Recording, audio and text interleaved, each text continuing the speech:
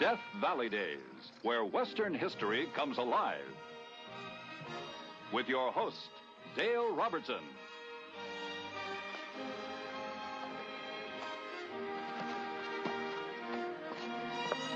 Stories of the Old West are stories of hardships and adventure, of dreams and of courage. Stories of the American pioneer are all a part of our past, of our heritage. The shimmering heat, the dust, and the longing for gold brought out the worst and the best of the men who sought fortunes on the desert in the 19th century. Men from totally different walks of life were thrown together. Unique friendships were made. And sometimes, a man's life depended on the faith of one who but a few days before was a total stranger. This is what happens in our story tonight, which took place in the Arizona Territory at early candlelight.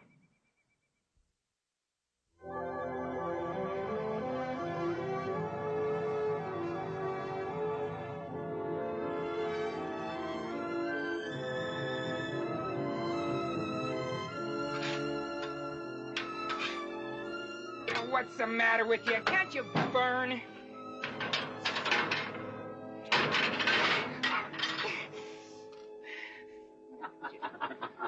Yeah, having trouble, Nat? That's a dang stove. I must have come over on the Mayflower. Won't burn or nothing. Oh, looky there. Now, ain't those pretty? Now, you needn't bother with the remarks. Just help yourself and keep going. I'm just telling you how pretty they are. And you know they got staying power, too. Mine stayed with me all day yesterday. Just like a piece of leather. Yeah, so you better go light with them, fellas. What's left over, we use to mend our saddles. Well, I'm quitting. You guys can cook your own dang food. You getting ready to leave us, boy? You saying I ain't? Well, no, but we got kind of verbal agreement, ain't we? Kinda. Well, you gonna back out on that? Well, I ain't a cook and I never will be. Sure be sorry to see you go, Nat. Never had a better cook around here. It appears like the boys don't agree with you on that, huh? Yeah, well, that ain't what they were saying a minute ago. Now, about this verbal agreement, I mean, I'm not going to hold you to it. It wouldn't stand up in no court of law. I'll tell you this much, we do need you. Man hires on, he gives his word he's going to stay. Ain't much of a man if he goes. Well, now?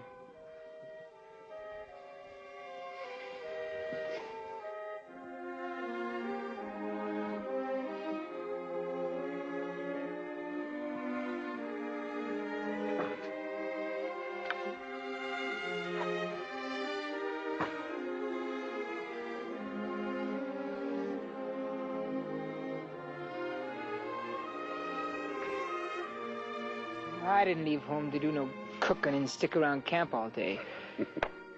Well, now, that's kind of the agreement we made when we took you on. I mean, you do the cooking, or we get somebody to take your place. Don't look like it'll ever happen. Don't look like I'll ever mind. Keep a good eye on that gold in there. Now, you cheer up, boy. Things will get better, all right?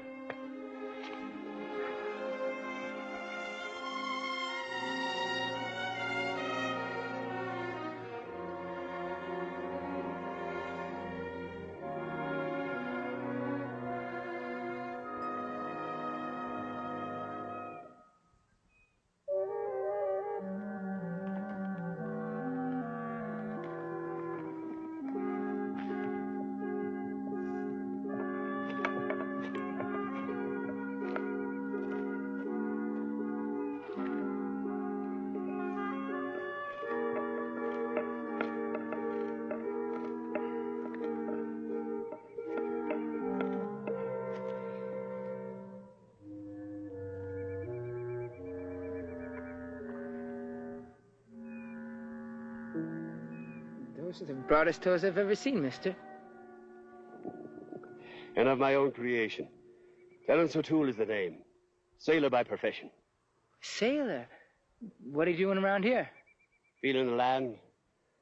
There's a fascination in all places, you know. Yeah, that's the way I feel. You seen the world? Every inch of it. And sample the liquor in every waterfront saloon. Not that I'd be recommending that to you, lad. I'm gonna see the world someday. I'm gonna hit every port. Are you now? I got the wanderlust. Oh, is she beckoning you too, lad? The siren of the sea far off like the call of eternity? Well, for the moment, I think you better let eternity wait. Right now, I'd say a coffee mirror would best serve your purpose. Are you looking for a place? I'd be untruthful if I denied it. Can you cook? Can I cook? It's many of the shipboard passengers feasted on the delicacies of O'Toole. Well, there's an opening right here as cook. Oh, it's not anything much, but like flapjacks and bacon for breakfast, or beans or jerky or... Beans and jerky. Phew! It's the challenge of it I'll be savoring. Oh, and there's something else important. The miners keep the gold with them at night, but it's kept in there during the day.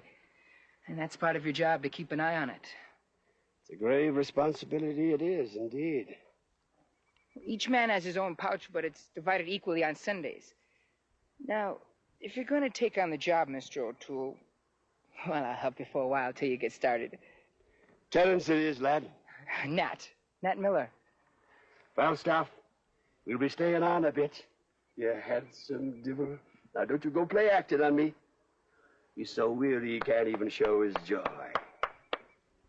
Why do you call your mule Falstaff? Shakespeare, me boy, Shakespeare. I've done some of his reading, too. I want to write someday after I travel, so I have something to write about. Well, it's what's in your heart you want to put on paper, boy.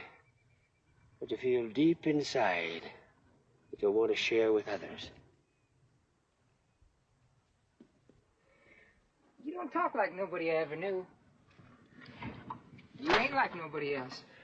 Oh, many's the time I've said that to myself, boy, when I was swabbing out the galley. O'Toole, I'd say you're a very special man. There's nobody like you.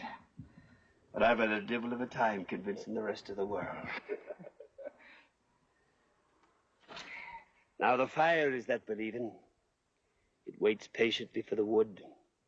While you and me stand jabbering here, the trusting, patient fire dies out.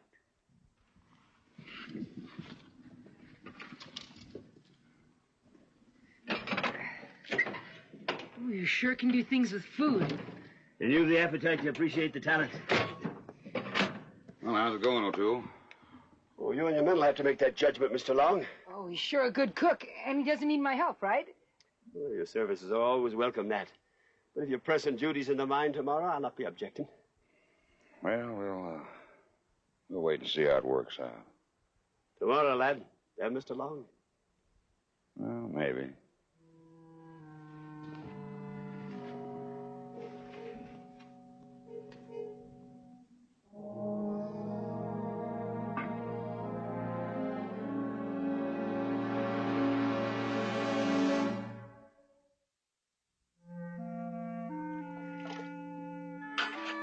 So you ran away from home, huh, lad?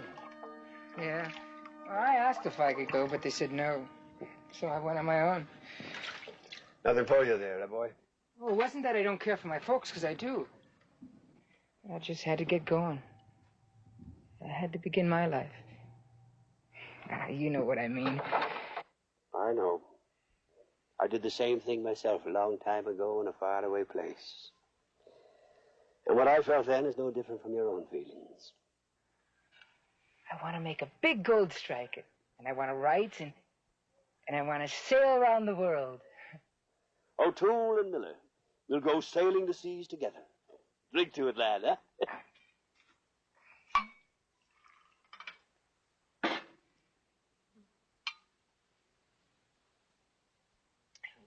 I can really write, O'Toole.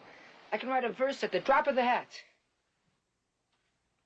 I'll write about our adventures wherever we go. First, I gotta look out for my ma and pa and sisters.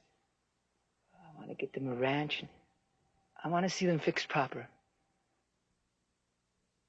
It's my own hopes you're speaking, lad.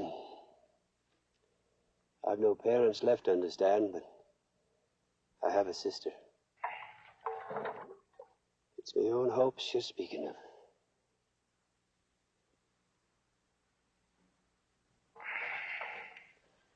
My own hopes exactly.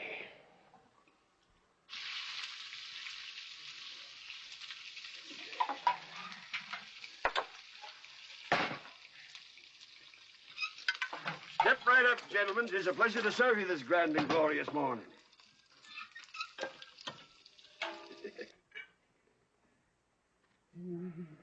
Good breakfast, O'Toole. Oh, thank you, Mr. Long. Would you like to be working in the mine today, boy? Sure. And why shouldn't you? If it's unequal I am to cleaning up a few dishes, my name is something other than Terence O'Toole. Well, I could tell Dan, see what he said. You have your pick and shovel? Got everything the others got. Well, then off with you, boy. Oh, you sure you don't need my help with the dishes? Well, now that you mention the matter. Scat.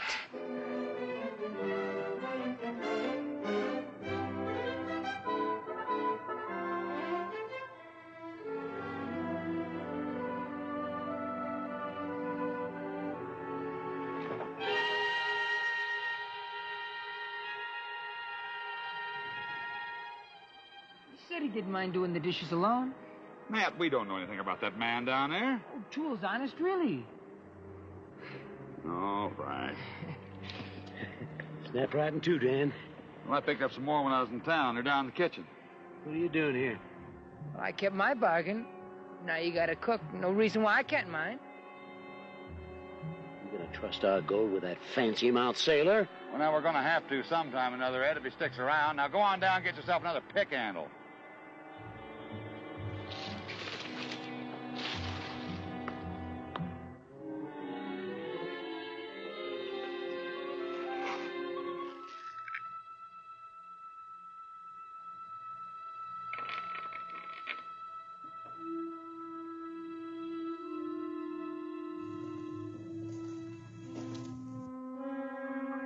Shiny little things. Dirty.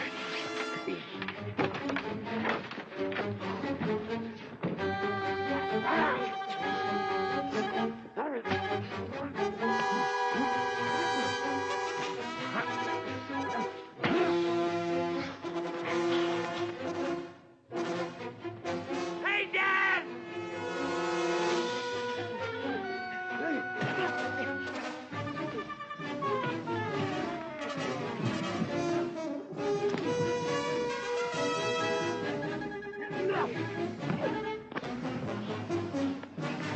What's going on here? Dan, I caught him stealing gold. He was putting gold into the toes of his shoes.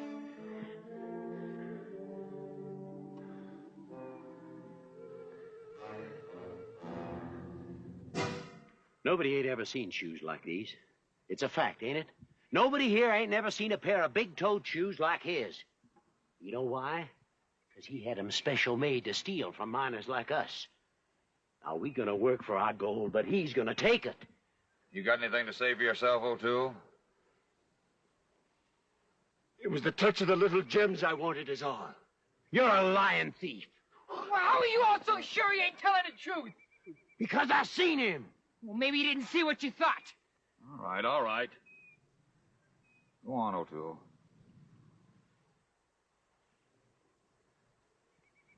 You gentlemen who labor in the bowels of the earth to extract her treasures. Your work is difficult. It would be a foul deed I'd commit to rob you of your hard-earned gold.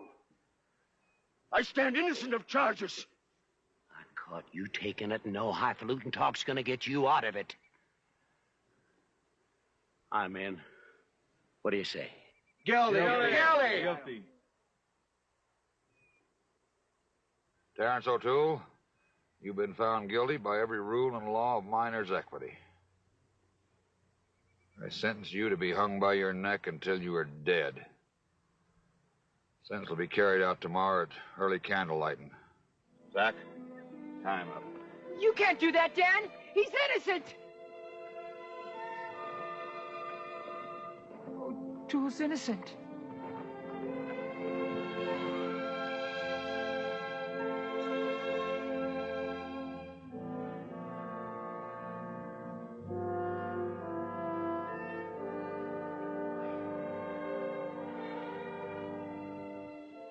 That's for your friend's resting place. Now dig it nice and deep so he ain't disturbed. Why do I gotta dig it? Because the men are working in the mine. Now, we each got a job to do, and this one just happens to be yours. You want your friend to sit out here with the buzzards? You never liked him from the first. I knew what he was the minute I laid eyes on him. A fancy-mouthed crook. All right, Ed, that's enough. Let's get to work. Nat, you keep a good eye on him. If he gives you any trouble, you just come up and get me. Come on, Zach. There's gonna be a hanging around here, someone. Now, if he ain't here, we're gonna hang somebody else, you see?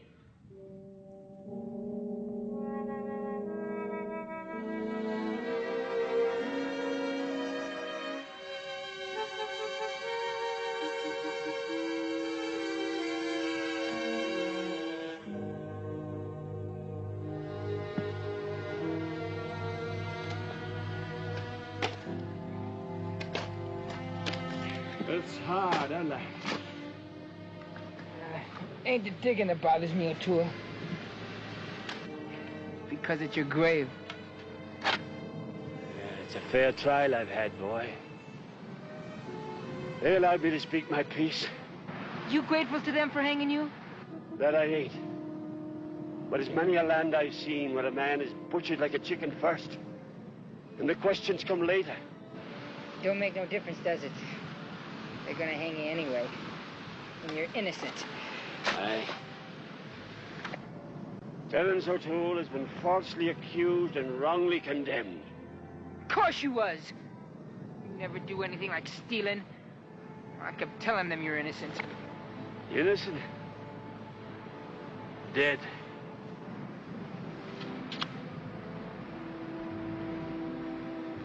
Well, I ain't gonna let him do it, O'Toole.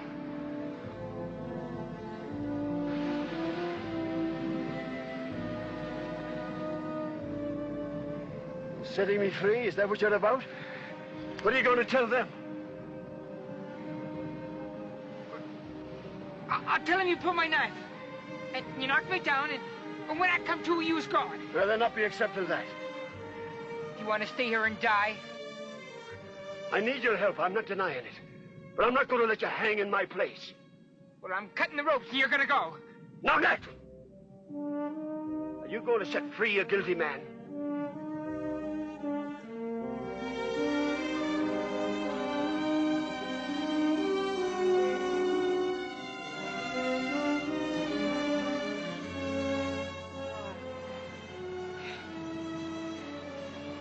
You'd have got your share when they divvy up on Sunday. It was a base deed I committed. I'm not excusing it. But it takes many a share to buy a dowry. And the sea's in my blood, it's calling me. I couldn't wait any longer.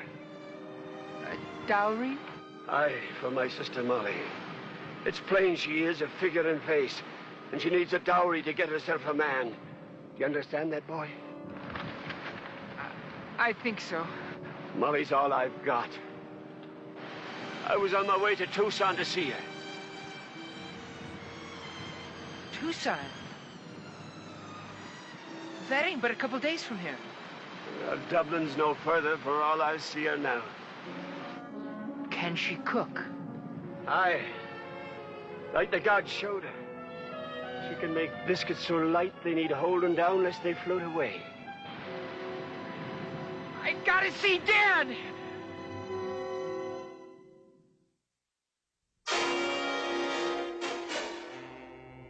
O'Toole didn't give you a hard time, is he? He didn't get away, did he? It's not that, Dan. I was figuring, you ain't gonna have a cook once O'Toole's hung, right?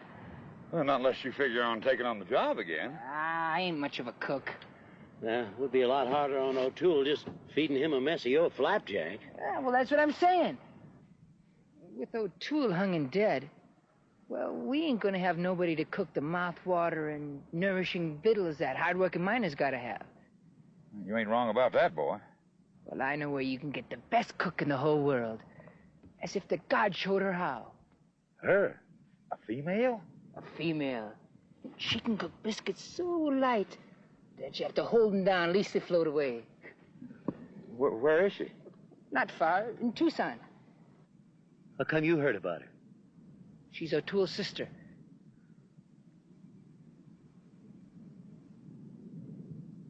Nat, you wouldn't be trying to make some kind of a deal with me, would you? Like, say, a cook for O'Toole's wife?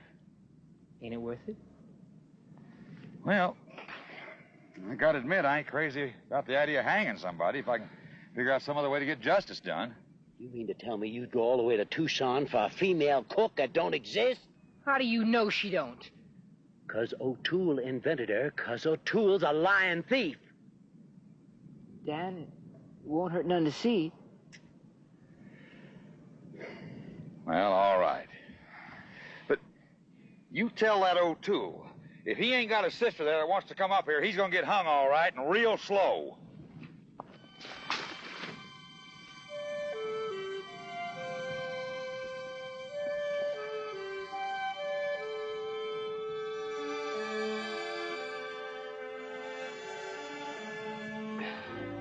Poor days.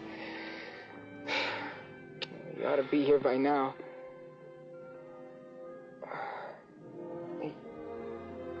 You were telling the truth, weren't you, O'Toole? I mean, you do have a sister in Tucson. Aye, lad. The devil if it is. She may have met some man who married her without a dowry and took her off someplace.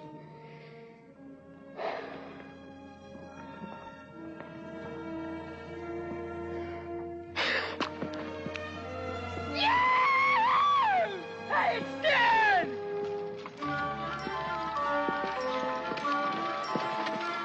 We got her!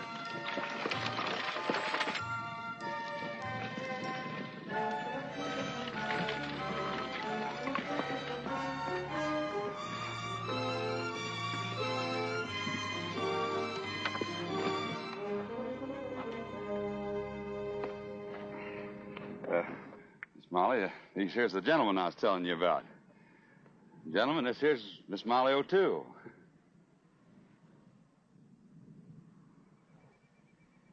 Terrence? By the Almighty.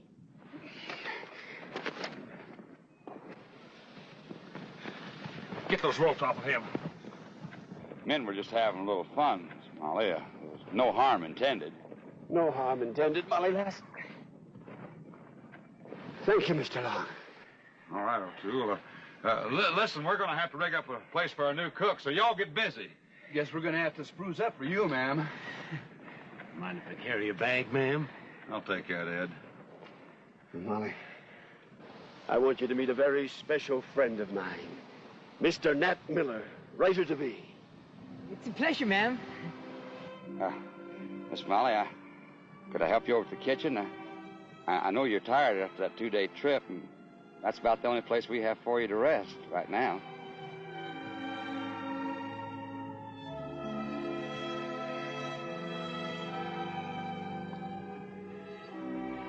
Sure, they make a handsome couple.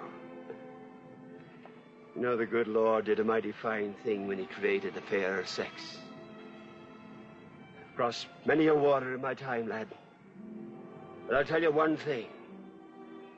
A woman, she can do more for a man than all the ships of the sea. Now, there's China and Spain, and the shores of Maine, and other places I'd like to see. But a woman, she can do more for a man than all the ships of the sea.